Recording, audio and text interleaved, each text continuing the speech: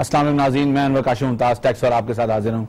एक अंदाजे 90 लाख लोग ऐसे हैं जिनको इमीडिएटली FBI टैक्स निज़ाम में ला सकती है, लेकिन FBI ने उनसे मुंह मोड़ा हुआ है और FBI टैक्स फाइलर जो 10 लाख हैं उन पे ही अपनी तवज्जो दी हुई है।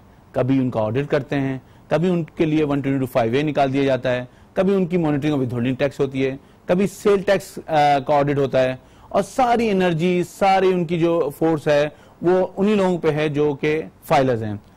हम अपने प्रोग्राम में बारहा ये कह चुके हैं कि FBI को अपनी एनर्जी जो है उन लोगों पे लगानी चाहिए जो कि इस निज़ाम में नहीं शामिल हो रहे हैं।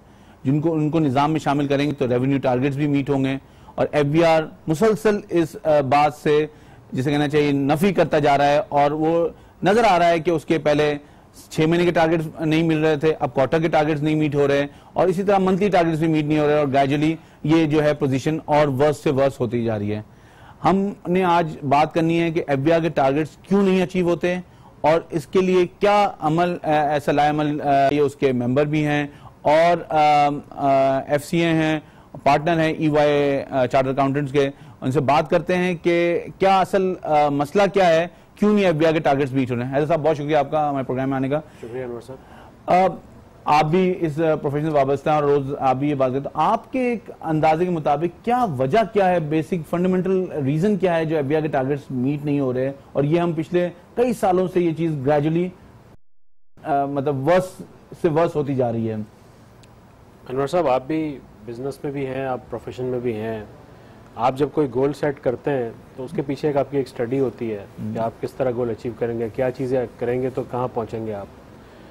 मेरे ख्याल है जो पिछले कई सालों से हम जो देख रहे हैं FBI की जो सबसे पहली बात है, आपने बात की टारगेट की, तो सवाल ये टारगेट क्या है और उस टारगेट की बेसिस क्या है। बेसिस की बिल्कुल ठीक है ना। तो उस मैं जितना समझाऊँ, मैंने जितना क्लोजली इनको देखा है, तो कोई कॉन्क्रीट कोई ऐसा प्लान नहीं होता है कि जिसकी वजह से हम कहें कि जी इस तरह पहुँच जाएंगे। रादर एक यूँ समझ लें कि एक कागज़ के ऊपर एक नंबर गेम होता है कि जी इस वक्त कितना नंबर है, वहाँ हम रिवर्स वर्किंग करते हैं कि हमने यहाँ पहुँचना है। तो फिर वो ज़ाहिर है एक दफ़ा जैसे आपने भी कह दिया कि टैक्स पेयर तो गिनती बढ़ नहीं रही है, तो एक तरीका तो ये होता है अगर आपने अपना बिजनेस भी बढ़ाना है किसी ने तो अपनी कस्टमर बेस बढ़ाता है। तो FBI अपनी कस्टमर बेस, मुझे लगता है कि जैसे हमने शिकस्त मान ली है, FBI ने शिकस्त मान ली है कि नहीं ये बेस हम नहीं बढ़ा सकते। तो सबसे बड़ी वजह टारगेट ना मीट होने की ये है कि आपकी बेस नहीं बढ़ रही है। सही है। सबसे सबसे आसान तरीका है और हम माशाल्लाह इस मुल्क में 20 करोड़ तो यानी कि नॉन फिगर है, सेंसस इस वक्त हो रहा है, पता नहीं रियल फिगर क्या आएगी। तो इस पॉपुलेशन के साथ अगर हम 10-12 लाख टैक्स पेयर की इस वक्त बात कर रहे हैं, आई थिंक अभी जो 2016 फाइनल की है एक्टिव टैक्स पे लिस्ट, तो 12 लाख समथिंग टैक्स पेयर है उस पर, if I am not wrong. Initially 10 lakh थे, फिर कुछ बड़े हैं, 12 लाख हो गए। तो ये तो कुछ भी नहीं है ना, मतलब आटे में नमक बराबर भी नहीं है ये। नहीं, लेकिन क्या ये जो पॉलिसी मेकर्स हैं, जो डिसीजन मेकर्स हैं, जो FBI के जो लोग हैं, उनको ये बात समझ में नहीं आ रही? क्या आप क्योंकि रास्ते में भी रहते हैं और इनसे बातचीत होती रहती है, तो क्या असल में आपको इनको क्या प्रॉब्लम क्या है इस बात को एड्रेस करने में? देखिए, मेरा ख्याल ये है कि लिप सर्विस की हद तक तो हम बहुत अच्छे हैं। सही है। बातें तो फोरम पे आप जाएं तो FBI के नुमाइंदों से भी बात करें, इवन गवर्नमेंट के नुमाइंदों से बात करें, यानी मिनिस्टर से भी बात करें, तो उनको ही पता है प्रॉब्लम क्या है। लेकिन जो चीज़ जिसका बहुत बड़ा फुकदान है और जो हम बाहर के प्लेटफॉर्म से भी कहते रहे हैं कि enforcement towards bringing new tax payer जो है वो लिटरली नहीं हो रहा है, बिल्कुल नहीं हो रहा है, बहुत कम हो गया है वो। और उससे मेरा मतलब ये है कि आप ये इंतज़ार ना करें कि टैक्स पेयर खुद आएगा, आप टैक्स पेयर के पास जाएं, आप बाज़ारों में जाएं, आप लोगों को रजिस्टर करें। आपने कितने साल हो गए, क्या कोई टैक्स ऑफिस ने किसी शहर का कोई सर्वे किया है? हमारी नॉलेज में तो नहीं आया आज तक कोई स्टडी। तो ये मेरे ख्याल में आपको टैक्स पेयर के पास जाना पड़ेगा, उन लोगों के पास जाना पड़ेगा जो इस वक्त रजिस्टर्ड नहीं है। टेक्नोलॉजी में अब तो जियो मैपिंग हो सकती है, अब तो मतलब दुनिया बिल्कुल ही छोटी हो गई है, आप कमरे में बैठ के हर चीज कर सकते हैं। आप गूगल अर्थ पे चले जाएं, वहां से आपको सारे पता चल जाएंगे कितनी शॉप्स हैं, कितने बाजार हैं, कोई जरूरत नहीं है। बल्कि आप ये देखें कि आपके पास इस वक्त एंटीएन होल्डर फाइलर से कई ज्यादा है। जी हाँ, जो कि नेशनल टैक्स नेट पे रजिस्टर्ड है, जो कि फाइल नहीं कर रहा है। ये देखें, ये दो बातें बड़ी मुख्तलिफ है, हम अक्सर मिक्स कर जाते हैं कि ये एंटीएन होल्डर कितने हैं और फाइलर कितने हैं। इनमें भी मेरे ख्याल में कम से कम 3 गुना का फर्क है। लोगों ने गाड़ी खरीदी, उन्होंने एंटीएन ले लिया, जरूरत थी तो उन्होंने करा लिया एंटीएन। अब एंटीएन जब करा लिया लेकिन उसके बाद फाइलिंग में नहीं आया वो, तो कम से कम हम एनटीएन वालों को तो ले आए। और ये देखिए ना, अगर आप और हम बिजनेसेस को डील करते हैं तो चीजें शॉर्ट टर्म प्लान्स होती हैं और लॉन्ग टर्म प्लान्स होते हैं। अब शॉर्ट टर्म प्लान में आप उनको लें जो एनटीएन पे आपके पास है, उनको पहले एटलीस्ट आप अपने उसमें नेट में लें, then you can go for other one. लेकिन बात ये हो रही है कि जो सूरत हाल यहाँ नजर आ रही है उसमें यह है कि अब आपने ये कहा एनटीएन ले लेते हैं, वो तो एक जमाने में शुरू हुआ था कि हर एक के लिए एनटीएन चाहिए होता था। अब जो एक दूसरी बात शुरू हो गई है वो ये आ गई है, फाइलर के बाद हर आदमी मिलकर रिटर्न फाइल कर देता है, एंड नोबडी इज आस्किंग कि यार भाई तुम गाड़ी ले रहे हो 50-20 लाख की 25 लाख की, तो तुम मिलकर रिटर्न कैसे फाइल करो? वो सिर्फ इसलिए कि वो फाइलर और उसके रेट को बचाने के लिए। तो ये भी कोई स्कीम नहीं है, कोई सिस्टम नहीं है कि भाई चेक करें कि जो रिटर्न्स आ रहे हैं उन पे क्या रिस्पांस किया जा रहा है, कोई ऐसा सिस्टम नहीं है। बिल्कुल ठीक कह रहे हैं आप, ये हो रहा है, अब रिसेंटली ज्यादा हो रहा है नॉन फाइलर के बाद जी, और रेट्स मुख्तलिफ होने के बाद लोग जो है इंक्लाइंड तो हो गए फाइल करने के, लेकिन आपने बिल्कुल सही कहा वो नील फाइल कर रहे हैं। और मुझे ये डर लग रहा है कि थोड़े दिन में ये स्टैटिस्टिक्स आएगी कि हमारे जो टैक्स फाइलर्स हैं उनमें नील के ज्यादा रिटर्न है और जो टैक्स पेयर्स हैं वो कम हो जाएंगे। मेरा ख्याल है अभी भी यही पोजीशन है, मे भी मैंने स्टैटिस्टिक्स यही पोजीशन है।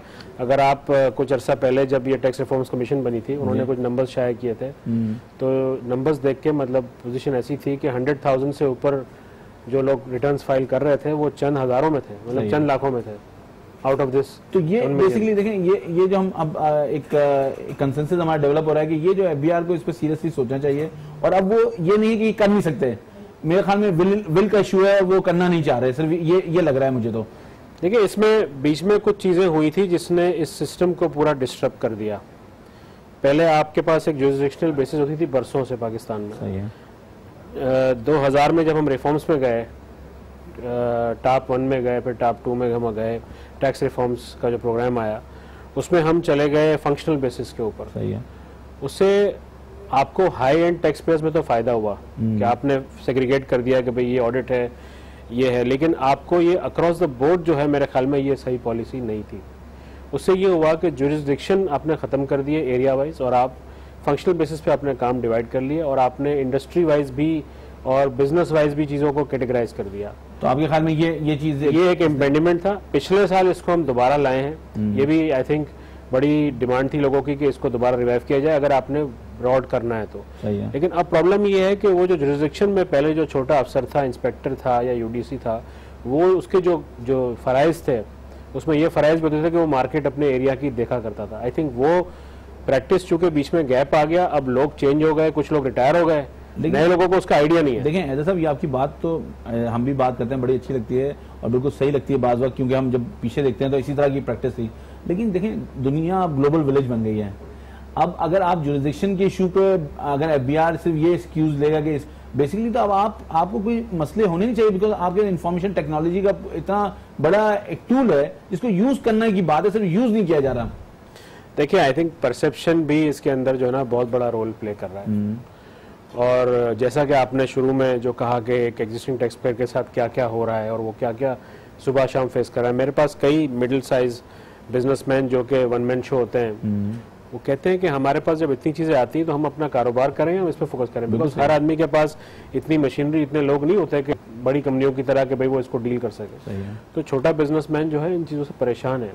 तो अब जो आदमी बाहर बैठा है नेट के, वो जब इनको देख रहा है तो वो कहता है कि मैं यही ठीक हूँ। बिल्कुल सही। ऐसा तो ब्रेक लेना है। श्योर। नाज़रीन वापस आते हैं ब्रेक से, और वापस आके बात करते हैं कि जो बिजनेसमैन है वो परेशान है एफबीआर की कंप्लाइंसेस से।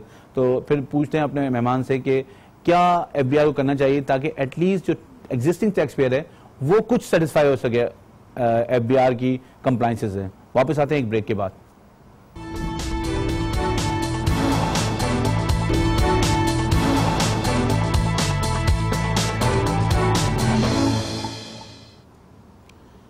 नाज़रीन ब्रेक पे जाने से पहले हम बात कर रहे थे कि जो रेवेन्यूज़ के टारगेट्स हैं वो किस तरह अचीव किए जाएं और कैसे उनको ऐसा बनाया जाए कि रियलिस्टिक लगें। हम अपने मेहमान से बात करते हैं कि जो विदहोल्डिंग के कलेक्शन है और उसके अलावा जो कलेक्शन है उसमें क्या मतलब कौन सा कलेक्शन ज़्यादा है, और क्या एफबीआर की टीम या एफबीआर का जो ह्यूमन रिसोर्स है वो कितना रोल प्ले कर रहा है टैक्स कलेक्शन में। सब अगर हम देखते हैं कि एक विदहोल्डिंग का जितना बड़ा चंक बढ़ता जा रहा है, 236W तक, Z तक चीजें चली गई हैं, तो उसके बाद तो नजर ये आता है, आम आदमी को ये नजर आता है कि सारा जो पैसा है वो विथहोल्डिंग के जरिए आ जाता है, और जो इतना बड़ा निजाम पूरा रखा हुआ है FBR का, उसकी कलेक्शन जो है वो बिल्कुल ही 10% भी नहीं होती। तो आप क्या समझते हैं कि क्या ये बात सही है, और इसको कैसे आप अदरवाइज कैसे होना चाहिए?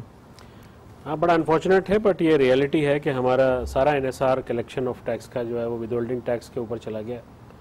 और अभी जैसे क्वार्टर गया मार्च का, तो मैं अपने दफ्तर में बैठ के सब क्लाइंट्स की पोजीशन देख रहा था एडवांस टैक्स की, तो मेजॉरिटी में यही हो रहा है कि विदहोल्डिंग टैक्स ज़्यादा हो गया है तो एडवांस टैक्स पूरा हो गया और पे नहीं करना क्वार्टर पे कोई। तो ये बड़ा अनफॉर्चुनेट है। और कुछ लोगों की तो अलार्मिंग पोजीशन है कि भाई बहुत ज़्यादा पे हो गया है, तो रिफंड कैसे आएगा वो परेशानी अलग है। इसमें जो आई थिंक स्टैटिस्टिक्स थे, रफली अबाउट 85% की बातें हो रही थी कि 85% कलेक्शन आती है थ्रू विदहोल्डिंग टैक्सेस, 15% जो है वो दूसरी मद में आते हैं, यानी कि पेमेंट विद रिटर्न या पेमेंट विद डिमांड आती है। और ये रेशो, जहाँ तक मेरी कुछ लोगों से बात हुई है अनकन्फर्म्ड ज़राए से, कि ये रेशो इस साल और ऊपर चला गया है, प्रॉबेबली 87-87.5% तक टच कर जाएगा इस साल। तो हमारा NSR सारा का सारा देखें विदहोल्डिंग पर है। इसी वजह से डिपार्टमेंट का भी फोकस अब बहुत ज़्यादा ऑडिट से ज़्यादा आपकी मॉनिटरिंग पे हो गया है कि टैक्स पेयर टैक्स जो काट रहा है वो सही काट रहा है या नहीं काट रहा है। तो ये इनडायरेक्टली देखा जाए तो इनडायरेक्ट टैक्स ही है, ये किस्म से आपकी सारी पेमेंट्स पे टैक्स कट रहा है। और मिसाल के तौर पे आप टेलीफोन का टैक्स देख लें, बिजली का तो टैक्स आप क्या समझते हैं कि ये जो है विदहोल्डिंग कम होनी चाहिए? क्या ये टैक्स पेयर्स को या बिजनेसेस को इफेक्ट कर रही है? बिल्कुल, ये भी हो सकता है, ये मतलब ताकि वो प्रॉफिट पे अपना जो भी उनको एटलीस्ट ये टैक्स उनको देना है, तो वो उससे उनको प्रॉफिट और लॉस मिनिमम टैक्स से फिर शायद लोगों को इतना फायदा नहीं होगा जो, लेकिन उनकी जो आमदनी होगी उसके मतलब उससे ज्यादा टैक्स नहीं, लेकिन प्रॉफिट पे अगर ज्यादा होगा तो होता ही है कि उनको दे देगा टैक्स। ठीक है, उस तरह ठीक है। दोनों मतलब आप FBR देख लें क्या चीज उसके लिए वायबल है, लेकिन मेरे ख्याल में ये जो है, और इसमें मेरे ख्याल में FBR का कोई नुकसान भी नहीं होगा, कोई नुकसान। तो मेरे ख्याल में ये चीज एक ऐसी है। आप ADRC की नई जो कमेटी बनी है उसके मेंबर भी अपॉइंट हुए हैं, और ये ADRC कमेटी जो है काफ़ी सालों बाद मुहतर एक्टिव करने की कोशिश की जा रही है। पहले भी हुई थी, लेकिन शायद वो एक वजह से उसके डिलीवरेबल्स नहीं आ सके थे कि वो रिकमेंडेशन जो थी वो अल्टीमेटली FBR के पास जाके रुक जाती थी।